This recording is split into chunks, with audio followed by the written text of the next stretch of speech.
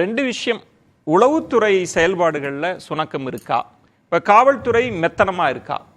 மணி அவர்கள் சொன்னது ஒரு துறை சார்ந்து மட்டும் இல்லாமல் அதுக்கான நெருக்கடியை ஒரு அரசு தான் எதிர்கொள்ள வேண்டியிருக்கு. அதுவும் சமீபத்தில் அரசியல் கொலைகள்லாம் அதிகமாயிட்டு இருக்கு அப்படின்னா இது எப்படி நியாயப்படுத்த முடியும்? தடுத்திருக்க வேண்டாமா? இல்லை, நியாயப்படுத்த நாங்கள் அங்கே வரல. நான் முதல்ல இல்லை, மணி சார் சில விஷயங்களை ரொம்ப அத்தாரிட்டேட்டிவாக போலீஸ் மேலே அலிகேஷன் சொல்லி முன்னாள் முதல்வர் அவர்கள் கூட போலீஸருடைய ஈரல் கெட்டுவிட்டது என்று முதல்ல சொன்னார். அப்படி இப்படின்லாம் சொன்னாங்க. அது நான் இதை அப்படி பார்க்கல. இந்த சட்டம் ஒழுங்கு பிரச்சனையை வைத்து ஒரு கொலையை வைத்து தமிழ்நாட்டில் சட்ட ஒழுங்கு கெட்டுவிட்டது என்று ஓஹோ என்று கூக்குலிடுவதை நான் ஏற்றுக்கொள்ளவே மாட்டேன். இன்னைக்கு அதாவது நீங்க சொன்னீங்க முதல்ல கம்பேர் பண்ணாதீங்கன்னு சொன்னீங்க இல்லையா? அன்னைக்கு இருந்த ஒரு பாப்புலேஷன் வேற, இன்னைக்கு தமிழ்நாட்டில் இருக்கக்கூடிய பாப்புலேஷன் ஒரு 8 கோடி பாப்புலேஷன் வேற.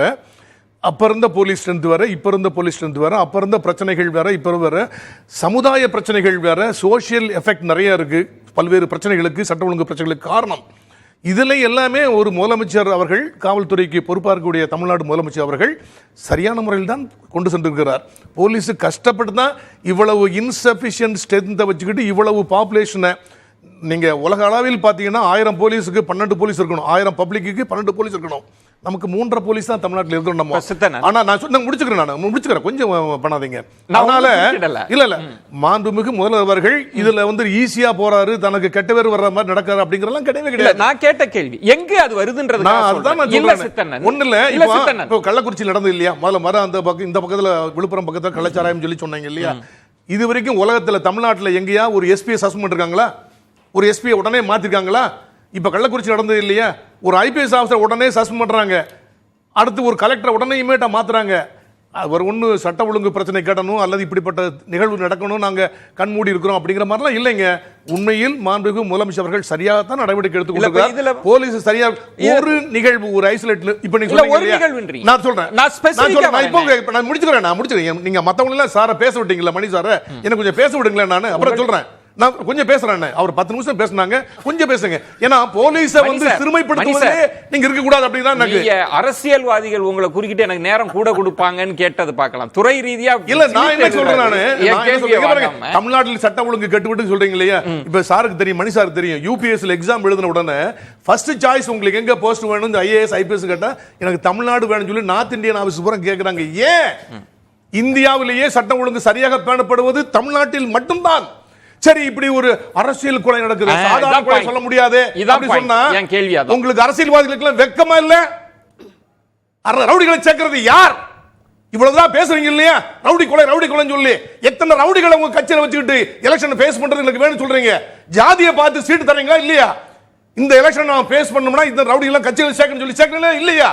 மனச்சாட்சி இல்லாம நீங்களே ஆஸ் எ ஜர்னலிஸ்ட் நீங்க சொல்லுங்க, ஒவ்வொரு அரசியல் கட்சியும் எம்எல்ஏ எம்பி சீட்டு கொடுக்கிற எத்தனை கிரிமினல்ஸ் கொடுத்துருக்காங்க சொல்லுங்க. நீங்க இன்னைக்கு சிட்டிங் எம்எல்ஏஸ் எம்பிஸ் 35 to 45% நபர்கள் மீது கொலை வழக்கு, கொள்ளை வழக்கு, ஹட் கேஸ், எக்ஸ்டார்ஷன் கேஸ் இருக்கா இல்லையா?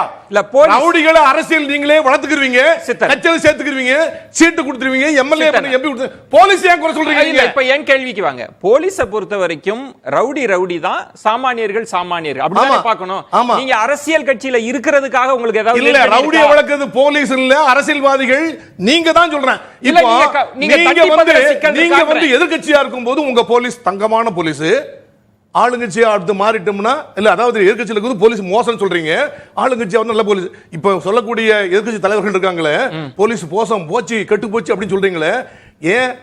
இப்ப நம்ம பிரகாஷ் சார் நல்லா கரெக்டாக சொன்னாரு, கொடநாடு கேஸ் உங்க இதுல நடந்தது இல்ல. ஒரு சீஃப் மினிஸ்டர் இருக்கும்போது ஒரு சீஃப் மினிஸ்டருடைய பங்களால, முன்னாள் சீஃப் மினிஸ்டர் பங்களால போய் கொலை நடக்குது, கண்டுபிடிச்சீங்களா நீங்க? இது வெக்கம் இல்லையா? இது சட்ட ஒழுங்கு பிரச்சனை இல்லையா? இப்படி இந்த அதாவது இப்ப நல்லா சொன்னாரு பிரகாஷ் சார், ஒரு 100 நாட்கள் தூத்துக்குடியில கண்டினியூஸா சட்ட ஒழுங்கு பிரச்சனை நடந்துகிட்டே இருக்குது. அதை சரி பண்ணலன்னா போலீஸ் நீங்க கேட்டு போயிட்டீங்க, நியாயம் அப்படி சொன்னா அர்த்தம் இருக்கு. இதுல உளவுத்துறை கடலை உளவுத்துறை ரிப்போர்ட் கொடுத்திருக்காங்க. இல்ல நடக்க போகுது உங்களுக்கு தெரியுமா? இங்க இருந்து நம்ம பேச கூடாது, எனக்கு தெரியும். இல்ல சித்தன, நான் அதனால தான் உளவுத்துறை ரிப்போர்ட் கொடுத்துட்டு இருக்காங்க. ஸ்பெசிபிக்கா இத்தனை மணிக்கு இந்த ஆளு தான் கொல்ல போறாங்க அப்படி ரிப்போர்ட் தரல. இல்ல எல்லாம் எழுதி தாக்குறாங்க. சொல்லுங்க.